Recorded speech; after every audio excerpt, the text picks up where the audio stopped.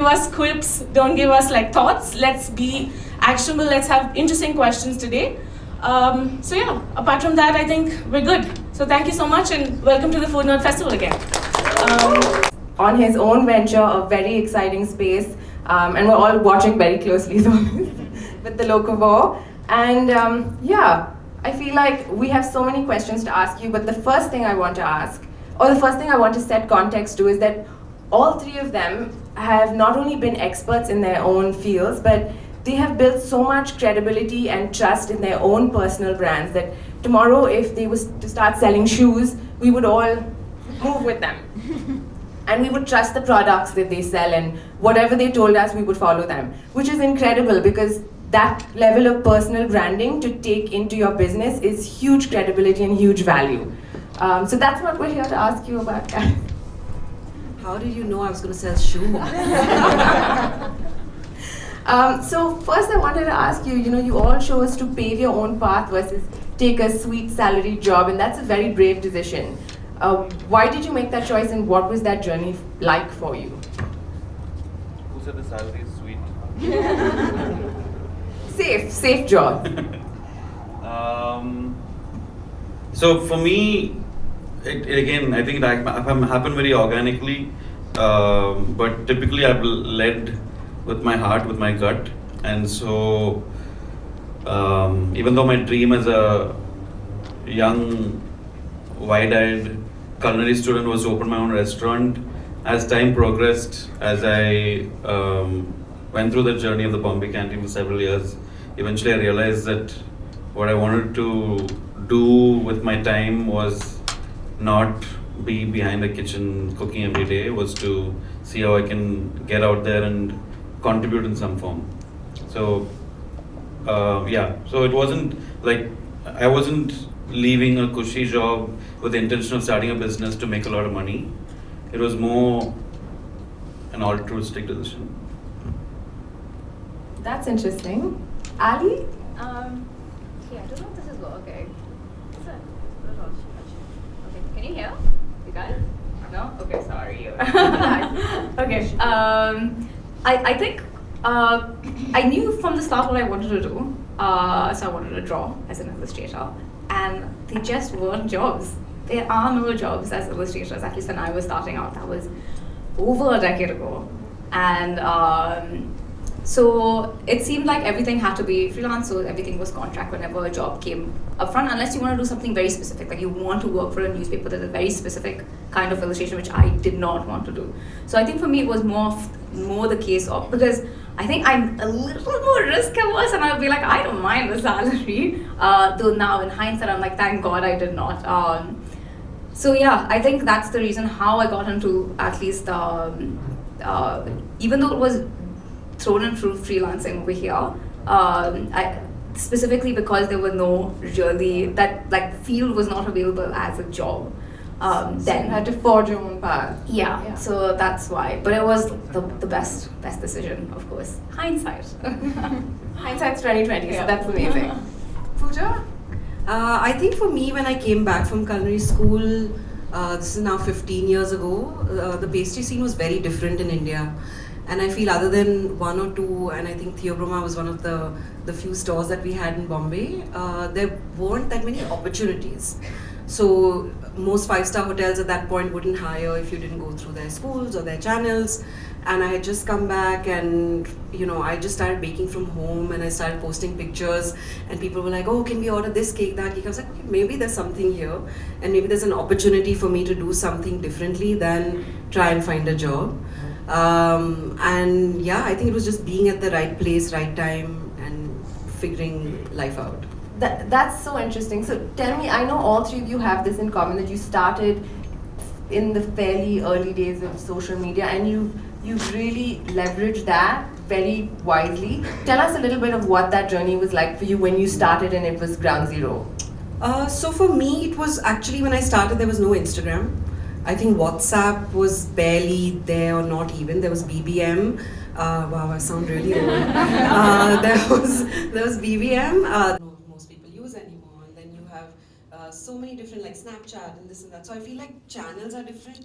YouTube, so you have different audiences for different channels and different Your content.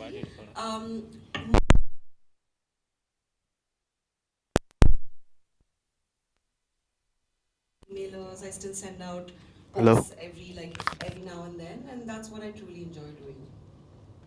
That's great. I mean, that's so interesting that you've been able to carry your audience with you across channels. Ali, what about you? I love that you mentioned blog, but I forgot I used to do the blog too. Me too. Really? Did you go read your old blogs and like I dive know when you first- travel through Spain, you did the No, but I had a whole, blog way back in 2004. Yeah, like 19 years ago, but none of you will ever see it. No. Oh, You it's won't just find in it. the. Yeah. I'm gonna make sure I find the blog. we tell all us- had blogs. Yeah, I know. Tell us what that journey was like for you. The blog was like in college, so yeah, I think I had one. I mean, not think I had one then. I closed it because there were so many, excuse me, but poop jokes in there. I had to close that down immediately.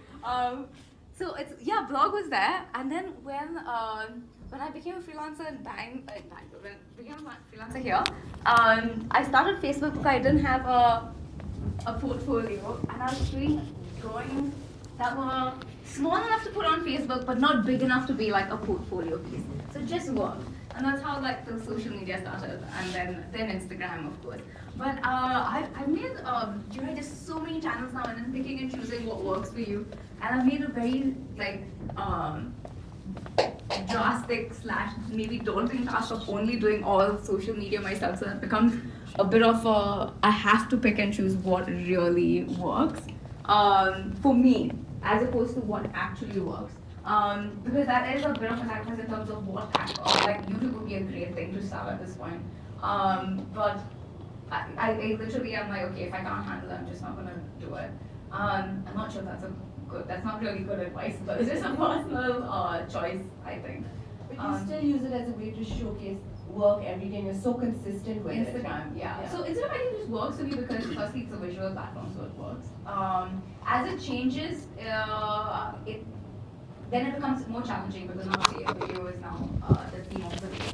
I have to figure out how and if I want videos to be part of how I showcase my work. Because then it's not about drawing, it's about showcasing how I draw. And that's a little different in terms of that process itself.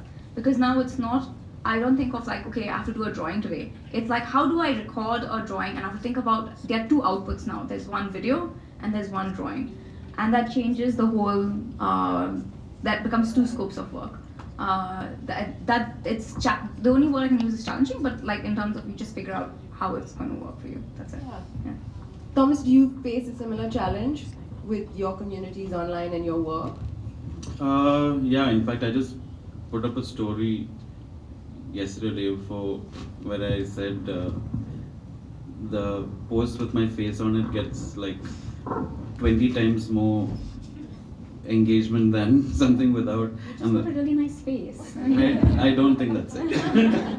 But yeah, like both of them, I think anybody who started out early and was publicly talking about their work built that personal brand organically. The intention was not to, I mean, we didn't even know you'd build a brand online, right? Like it happened very organically, it happened very naturally, and we just told our stories. And for me, I think, I mean, looking back now, I can decipher that I've always enjoyed different forms of storytelling, whether it's through writing, whether it's through the visual medium, whether it's through cooking, and that's what I did. And over time, unlike Pooja, my blog was never read. I read it, I can remember. But over time, I think people started noticing with the early Chef on the Road trips. So my first big trip was 2013, and I was using Instagram as a way for me to log my trips as a reference point. And that was for 4 months across 36 cities. So, and then 6 months later, I did a similar trip in India for 2 months. So I think that's how people started following me and kind of understanding the work that I'm doing. And then I think in the pandemic, when I started doing the cooking videos, it changed completely, because the first time I was putting myself out there without the pretty face. Sliding. Sliding. Yeah, and that blew up. There are people who know me only for that. Wow, Yeah. My dad would religiously wait, you know, he'd be like, when is Zach's next video coming? Because I want And to he cook. cooked them also, right? Yeah, he made everything, you know, with. Yeah. And incidentally, I haven't done the cooking videos for 2 years now, and my followers haven't grown even by 1,000. that's wild. So between the first month of the pandemic and say a year now after that, it grew from say 70K to 129K, and it's been 129K. So you need to start cooking again, Thomas. That's what that says. I know. The universe's way of telling you. But it's interesting, so it's clearly not just about sharing your work, it's also about putting a lot of your personal, your face, your storytelling, your personal journey also out there, right? Yeah, you know, very like maybe 5 or 6 years ago, I was sitting with a few content creators who've really done some great work. And at that same time, I was like, how does one figure this out? Because I think for all of us, like Thomas said, it was about storytelling. It was like just talking about, oh, today in the kitchen this happened and that happened. And then after a while, like how much of that can you also do? And the advice was think about and list 10 things that people will come to you for. Like 10 things or maybe 5 things that are so unique to you, that are your skill sets, that you are really known for, that you are, you know, something that you can teach or you can educate someone about. And then keep that as the core of the content that you create. And then start building around that so that people know why they're coming to you. Because I feel like today is very different than what it was for us, you know, 10, 12 years ago. Today the marketplace is so crowded.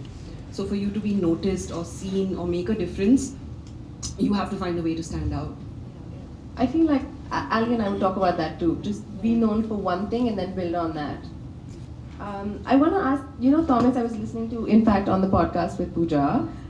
You said something so interesting. You said that you were not the best cook in your class.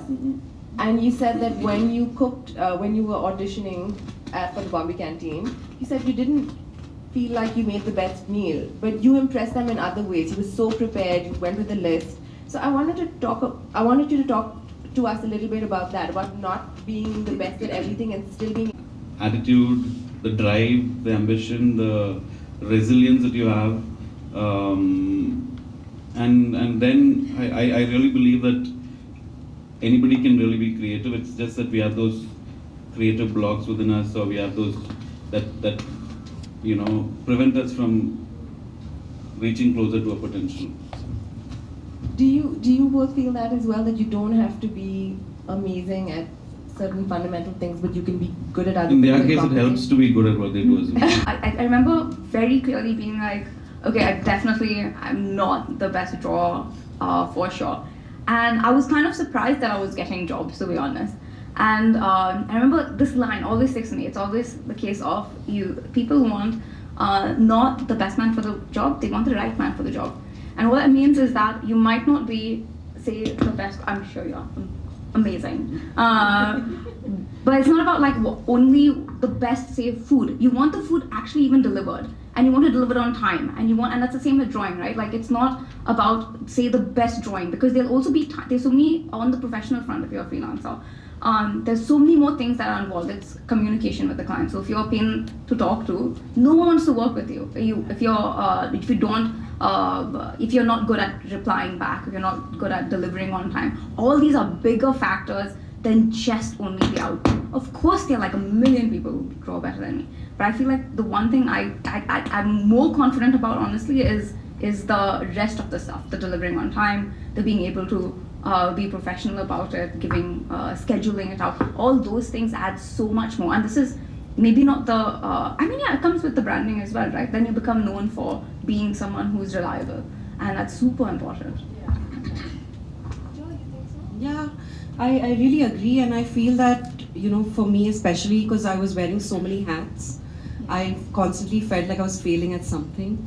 So I was like, okay, if I'm in the kitchen, then, you know, something's going wrong with the business. And if I'm doing something with the business, then I'm not able to be in the kitchen. And it takes you're that young and you're starting out, it affects your self-confidence. You start feeling insecure. luckily there's just so much happening and there's so many fires to fight that you don't get time to think about much. But when I look back today, I'm like, wow, like these are the things that I actually went through and made it through it. So I feel that at any given point, you will always have a certain amount of self-doubt, and you'll always feel that, okay, this could have been better. But the idea is to actually have that attitude and mindset of how can I be better? And it's my favorite is the Oprah quote, right? When you know better, do better. So that's what I try to live by. So, one thing, you guys are so successful at what you do, and everyone always hears about the successes. But tell us about one big failure and how So you got many, yourself out. which year, when, how long do we have? I told you it's a picking thing now. What? It's a picking thing that. Oh, I mean, for me, it was, again, there's so many, and I think when you run a business, you realize that every day is kind of like being in a battlefield.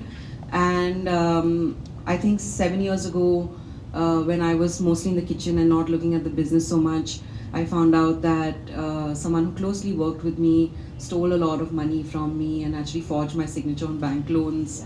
And that to me was a big reality check and a wake-up call, and changed the course of who I am as a person. I feel like I grew up overnight. And how did you course correct from that? Oh, I changed completely as a person, and it was my responsibility to learn, to be informed, to get the help and guidance that I needed, instead of just being in my own world and being like it'll figure itself out, but actually taking control of everything and saying this is how it's going to be done from now on. And I think I needed that little lesson to wake up. So for me, that was quite defining in terms of my career journey and me as a person. Thanks for sharing that. That is actually gave me based on that same kind of not kind of thing, but I'll start with, so when I started working as an artist, and I think no one besides accountants likes doing accounts. It's the most boring part of the job. And I thought I could just be like, oh, here's an accountant, I will send you my invoices and you take care of everything. And it just doesn't work like that. And 1 year later, actually it was longer than a year, because I was like, I'm sure he's doing it.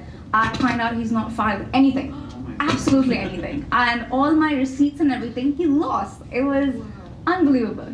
And it's the case of like, I want to be just like, he'll do his job, but it does not happen like that. So same thing, you have to realize that you have to know a little bit about everything when you're doing things on your own. And yeah, it's like, so I definitely don't leave that part out, and you have to do the boring bits, of course. So I always say, like, especially when you're doing something you love, you think you're only doing things that you love. I wish I could just draw all day. It is not a small part of my job, but it's definitely half of my job. There's a lot of other halves, which is the not so fun part, but gets me to do the fun part for at least 50% of the time. Yeah. And that is one thing of it. So then you start being aware at least of what you have to deliver, even if it's not your field per se. Yeah, so good to hear that you have to do a lot of stuff that enables you to do the things you love, right? Yeah. Thomas? Just to add to what Alicia said, because I think it needs to be said, especially if we are hiring young people now, is that the point there is that you have to do the work. You see one side to the work we do, and it's fun and it's glamorous and all of that, but anybody who's spent time working with us knows that that's just one minute part of the work we do, right? But in terms of failure, there's another Bangalore story, which I don't think I've ever said publicly before. So all of you are going to hear it for the first time. It's embarrassing. So when I came back from New York, having worked at this 3 Michelin star restaurant, and I was trying to find different work opportunities, and I was 24, 25, and one opportunity through a common friend I found was this new restaurant that was opening up on Residency Road, and the owner was also a GM in a hotel, and his dream was to open this restaurant. So I thought, since he's a GM of a big hotel, he knows what he's doing. and I joined as the head chef at 24, which was the dumbest thing I could have done. And the cuisine, it was like part European, part Indian, and at that point I didn't cook any Indian food, so the expertise I was bringing was European. And yeah, it was, I mean, I spent the first month just lost, and he was lost as well. And we finally opened the restaurant, and that's when it hit me, like, I'm not ready to do this, you know. So I think I was just like, and this is, I think, something that I have never had the good fortune of having mentors, and so I try to mentor a lot of young, anybody who reaches out to me, I'm there to guide them through what they need to. But yeah, I was just clueless, and so I learned the hard way. And I think it struck me when he had not figured it out to such a degree that his, I don't mean to like shit talk this guy, but his opening invitation said, you know, free parking, valet parking on Residency Road, and he didn't have a valet. So there was a day when he said, shit, can you like go park the car? Yeah. And I'm driving this car, I'm like, what am I doing here? Yeah, so that was for me. And then I took a step back, and thankfully I found Chef Manu and joined Olive in Bangalore, and yeah, it worked out later. That's a great story. I wanted to also ask, the way that you have scaled and built your teams, you know, and to delegate, and you've done this, all of you have done it with a lot of success, is that you've built teams that are loyal, and they've also really understood and bought into your vision, so that when you delegate and you scale and grow, they're able to carry out that vision, right? What do you think is the key to doing that well? I don't feel like I'm doing well. I think it's always a work in progress. For me, you know, the one saying that we always have in the organization is culture eats strategy for breakfast. Like culture is always top down. So as much as I can be there and train people myself and figure out how things need to be carried out. And I think one thing that I really wish I had known in the start of my career, which I didn't believe in, I don't know why. I was like, this is never gonna happen, but just the beauty of processes. I'm like the minute, and for some reason, I mean, I worked in Switzerland, so I'd seen it, but I couldn't translate that when I started working. And just understanding how processes work, and you're relying on a process more than a person doing the job, just makes it so much easier to scale. I don't think I've heard processes sound as glamorous ever. But Thomas, what about you? You have like your teams love you, and I feel like that's something you're doing right there. So I told you I don't think I'm a great cook, but I know I'm a great leader, and I think I was born to lead. And I loved processes from the beginning. I was not just a food nerd, I was a nerd, period. So lots of Excel sheets, lots of documents, everything neatly organized, SOPs, all of that, right from when I was like early 20s. So when he came for my podcast, he came with a list. He's like, this is what we will talk about. I'm like, wow. But I think in terms of growing and holding on to a great team, I know, again, like culture the word gets thrown around a lot. One, I spend a lot of time and energy in finding good people. So even with the Locavore, our hiring process is like 3 months long. So we put a call out, people have to fill a Google form, then they get interviewed by somebody in the team, then they have an assignment, then they have further shortlisted, then they have an interview with me. So because I think very little attention is given to like hiring, because there has to be like fits on so many levels, right? Like talent fit, but also culture fit. So that's one. Secondly, you need to know what values that are guiding you through the business. and we are very vocal about this at the Locavore.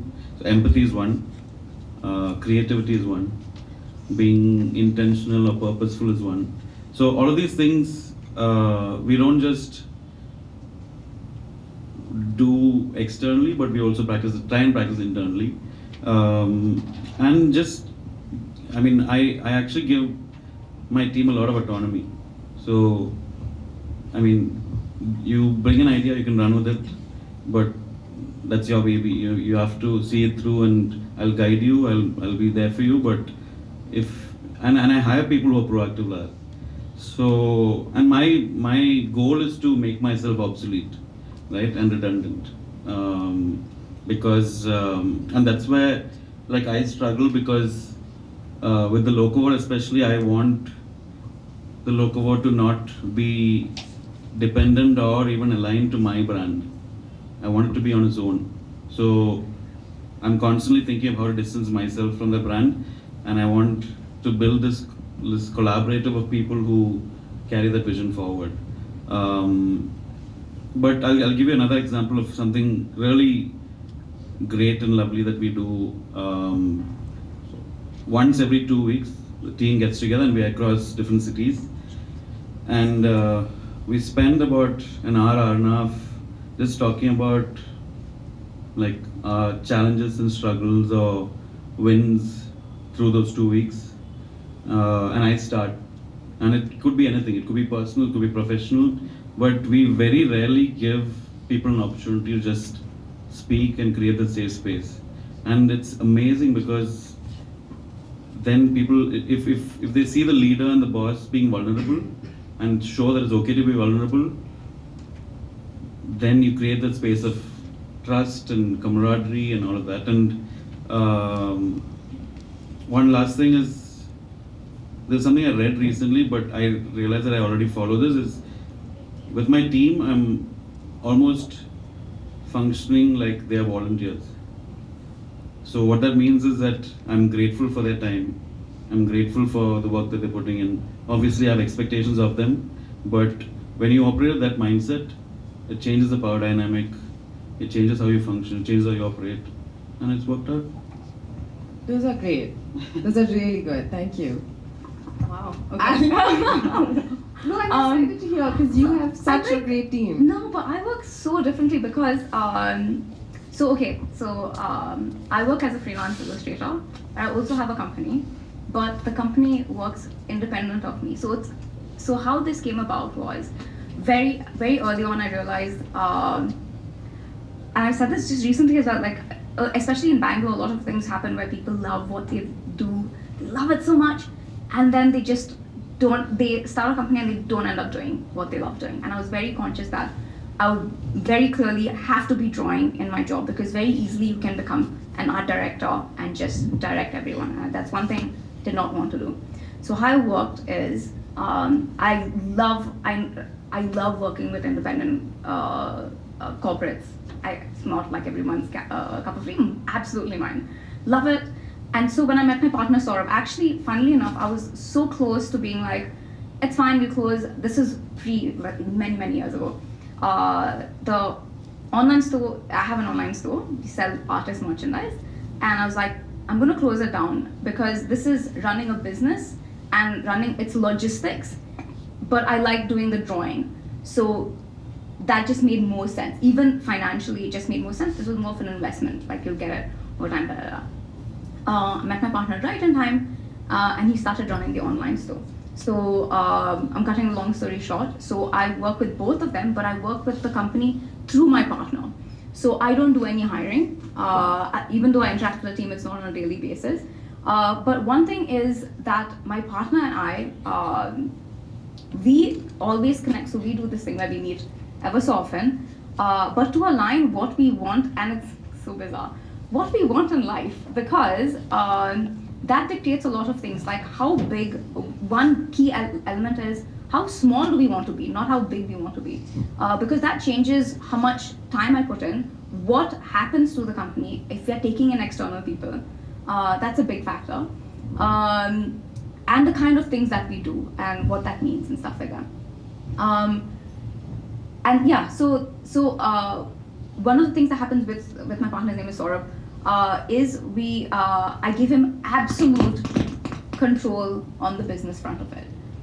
So there's a big element of trust that he is doing what he believes is right. It might not be what I truly believe is right, and if I truly don't, then we have this conversation about it. But there is an element of just letting go, and that's what I think makes for a good partnership, if you trust them enough, of course, which I believe is, of course, the basics of having a partner. But yeah, that's how it works, at least with me, and it's very, very, very different to how most or anyone I've met works, because I don't know anyone who works with their company almost like a side. It's like it's a side gig, but but I love that you're able to balance the creative along with your business. I feel like a lot of people lose that. Yeah, and that's the best part. Like, even though, again, I always say it's 50% of what I do, at least I get 50% because I got so many other things happening. So yeah, I feel like I'm getting the best of all worlds, even though not all of them in their entirety. It's still amazing, and very specifically it works for me. Yeah. Ali, everyone sees your drawings and they're like, it's full of love and joy and goofiness. But what most people don't know, and some of us here know, is that she is absolutely no nonsense, has very clear boundaries when it comes to work, and she's a crazy scheduler. She schedules her day down to the hour. And what I wanted to know is, how do you balance what the audience is understanding of you and your personality, and also with brands, versus how you want to draw the boundary of, these are things I will talk about, this is what I will do and I won't do, because there's I feel like a lot of pressure on you to do things that align with your creative expression. So I think so I think the whole everyone kind of knows how I am, and it's kind of how I am. There's no real, I'm pretty much an open book in that case. But there are a few things, I'm guessing you guys do as well, like there are a few things you may not talk about online. I'm not sure, like some people do and some people don't. I'm very particular, I don't talk about very specific things, like I don't talk about and no, these people might not know, like I don't talk about, I don't generally draw when I'm sad. I'm generally not sad, which helps, but I generally don't know, which is honestly just lucky good genes, like lucky genes really. So they don't see that, and that kind of aligns with my brand in a way. Anyway, so but I don't talk about, say, if like things are going crappy in the family, like there's some family sad thing that's happening, I don't generally put it out. But also because I don't feel like it, so again, it just kind of aligned like that. But there are things I very purposely don't do, is I don't talk about politics, I don't draw about politics, I don't draw about any touchy issues, just because this is a conversation that I don't feel like having online. Not that it's a conversation I won't have with you, but just not a conversation I would have online, which again aligns with this whole brand of not having any sort of touchy things on like online or anything like that. And how do you deal with mixed reactions, or when you have a certain vision? I remember, Thomas, when you said you were testing out, you did supper clubs to test but you had a lot of mixed reactions. How do you stay focused and commit to your vision and know that you're on a certain path without being influenced by all the feedback you're getting? Yeah, the same thing kind of happened when I was setting out to do the Locavore as well, which is, I left the Bombay canteen in December 2020 with not knowing exactly what I was going to do, and soon after I realized that creating a food platform that acts as an enabler and a facilitator for change is the direction. But I spent the next year and a half, poking at that idea from different sides, talking to investors, startup founders, experts, and everyone said it's a terrible idea. They all said, how are you going to make money? They said, you're doing too many things, there's like 5 businesses in one. And ultimately, I had to stop and go with my gut. I had to go back to that feeling of conviction in the idea and just trust myself. I think we don't give our instincts enough credit, especially if you've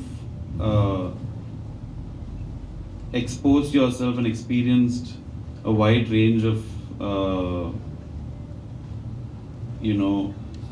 life experiences, and you've tried to absorb it through the course of what you're going through, your instinct is actually the best indicator. So I've always gone with my gut when it comes to that. And wait, what is your question? How do you stick to your vision in the face of a lot of negative feedback? Yeah, just stick, like go have a lot of conviction in your Yeah. idea and run with it. Just believe in it. Believe in yourself. Yeah. And Pooja, do you find that a challenge? I mean, I think it's maybe early on when there were so many options and there was so many different. Now I just I think COVID changed a lot of things for me in the way I think, and I just started taking things a lot for what they are, one step at a time, one day at a time, and I think the philosophy of just when there's too many options and you don't know what you're doing, just take one step that feels right to you, and that will put you towards the next step in the right direction. So that's exactly what I've been doing. So, and it's been Baby working out. steps. Yeah. Baby steps in the right direction, and you don't have to see like the whole staircase or the whole. Yeah. You just start somewhere. So Yeah. I think for me, even when MasterChef came, Yeah. to me it was really, I was nervous and I was full of self-doubt, and I was asking myself if I could really do it, and I just said one step, just one day at a time, and yeah, it's done. I love it. And But also I still feel like, at least for me, but you whether you consciously or subconsciously do it, I still feel like you need to have a North Star that you're working towards. It might be baby steps, but whether are you going towards that star or that star matters. And But what if you don't know which star you want it to doesn't go matter. towards? Again, your gut tells you. Yeah, so that's what you don't know. You have like a. Yeah, I feel like sometimes. you're going towards a constellation. Yes, because sometimes it is, especially when you're starting out, it's very necessary to have that plan. What am I going to do and work towards it? But I feel like if you don't have that, don't be too hard on yourself, because things will figure themselves out. Until they do, just do what feels like the next best thing to do. I feel Okay. we put so much pressure on ourselves to like, what is the right direction and where is this, and that causes a lot of stress and anxiety as well. And Yeah. for most people, if they don't have that clarity of vision, because it's difficult to have that. Yeah. I know a lot of people who struggle with having that clarity. Just small steps. What's the next best thing? Yeah, We'll get that's I'm gonna throw in a little line Yeah. here. I wish I had full North Star. But yeah, I get what you mean. But you, especially when you're starting out, you're right, you don't know what you're completely surely doing. But I feel like one thing to do is to keep doing, and this doing is the thing. I don't think you should dwell too much on the thought process of how you're gonna, if you don't have like the end game. But keep doing firstly, and also keep doing it for a substantial amount of time, which is something people don't do as much, because now everything feels like it needs to get done like ASAP, and it's just not how it works in life in general. Everything requires, from say even people, relationships, and stuff, everything needs a little bit of time, and you have to put in the time, and you have to put in the work or whatever it is, and then only then you can figure out which journey. Yeah, I love that. I feel like putting in that time and being able to stick with it for a bit is something most people aren't. The perception of time has changed so drastically now, right? So Yeah. much, yeah. Thank you. We're going to open it up to the audience. If you have questions, we'll pass it on to Mike. No questions? Are you guys awake? I think so clear. We put you to sleep.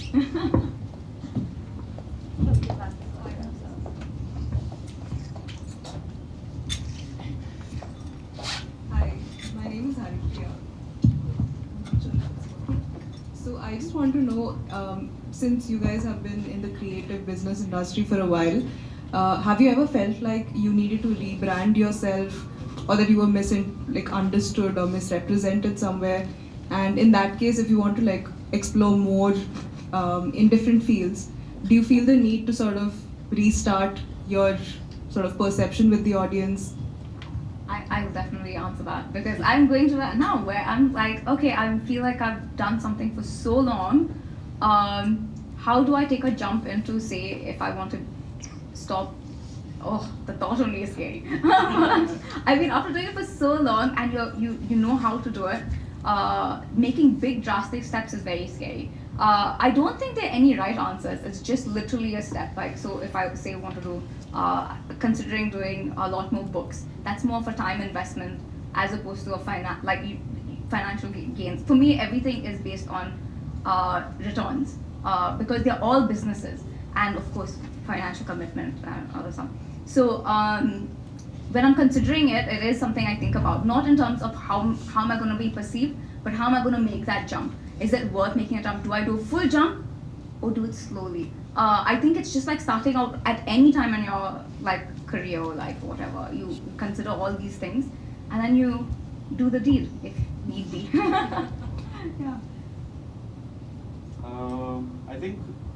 I think for me, especially after I left the Bombay canteen, is probably the only time I have had to think about that, because again, from being a full-time professional chef to running a food platform, and incidentally, because I kept mum on what I was going to do for a good year and a half, people started saying I've turned into a social media influencer.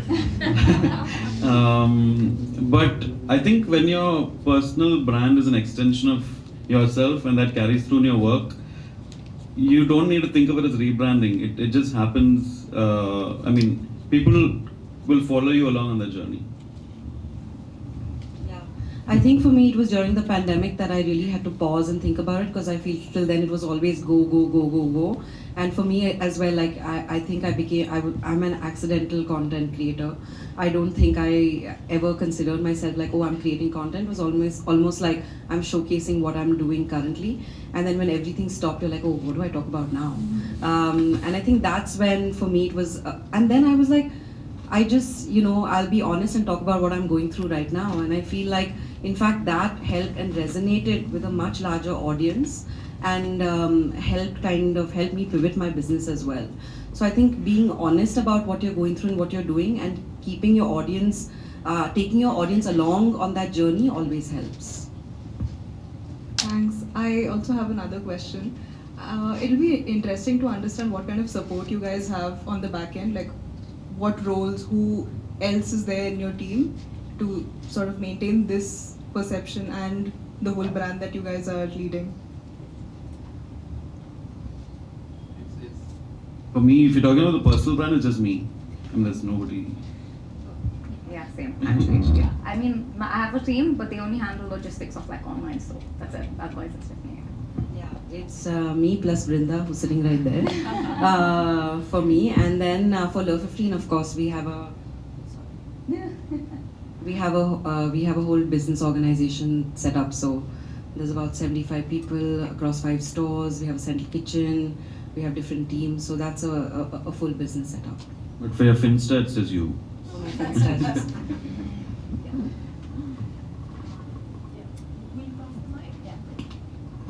Hi, I'm Surpi. I heard you guys talking about when you were starting off, I think social media was just kicking in, and you were in a world where what you wanted to do was not very well established, at least in India.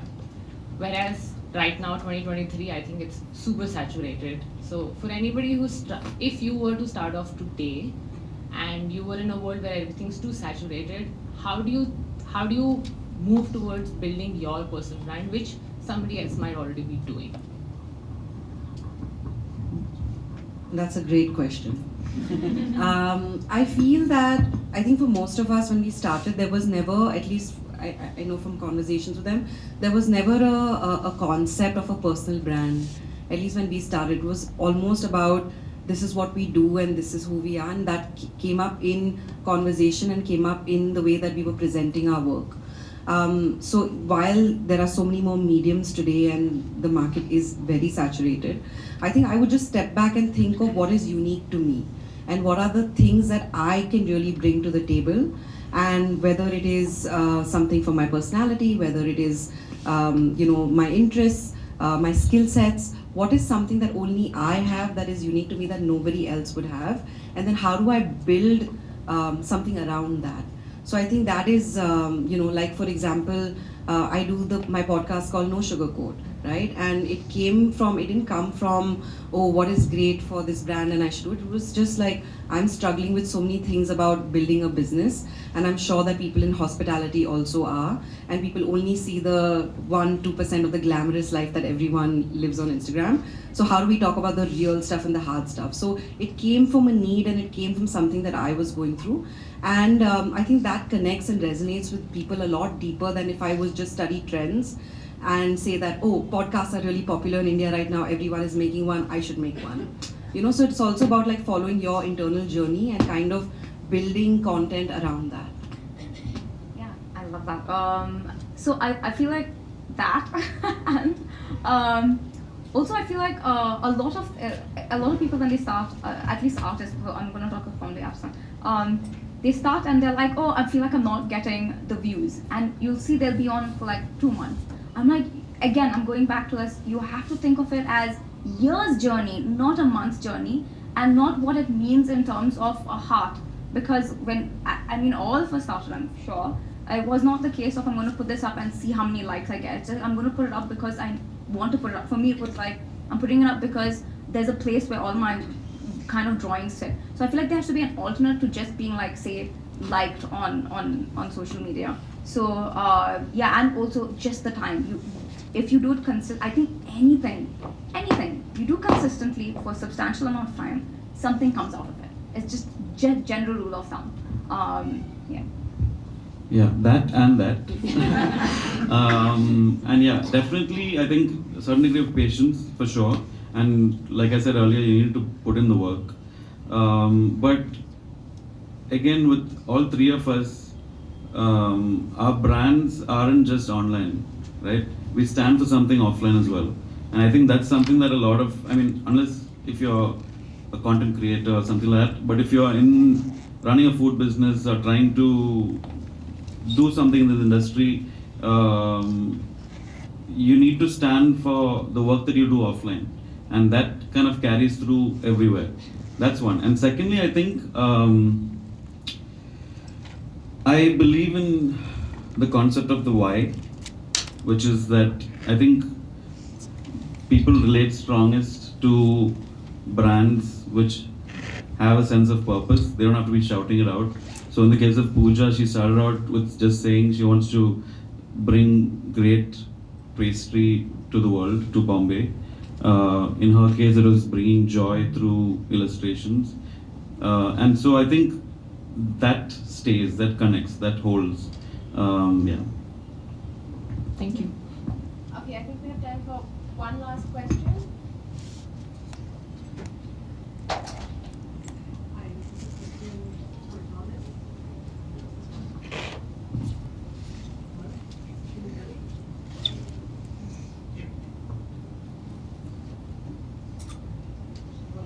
Can you hear me now? Yeah, okay. So this is a question for Thomas. You were talking about your journey with the Locavore and how when you first started out, it was very difficult to get any investors on board, but you kind of stuck with your gut instinct. So I was just curious, did you finally do you just, kiss many frogs before you finally found like your princess, the investor was willing to come on board and sort of shared your vision? Like, what was that process? No, I wasn't meeting investors to get money. I was meeting investors for advice. Okay. And I didn't take any money. Okay, interesting. Because at least with what I'm setting out to do, I don't think it makes sense to bring on investors, because for me, the vision is not to build a company, make a lot of money and sell out, which is what most investors invest in. They want returns, but I'm not building this to make returns. And for me, the vision for the Locavore is not for the next 5 years or 10 years. I'm building this for 50, 100 years. Okay. Well beyond my lifetime. All right. Okay, thanks. Thank you so much.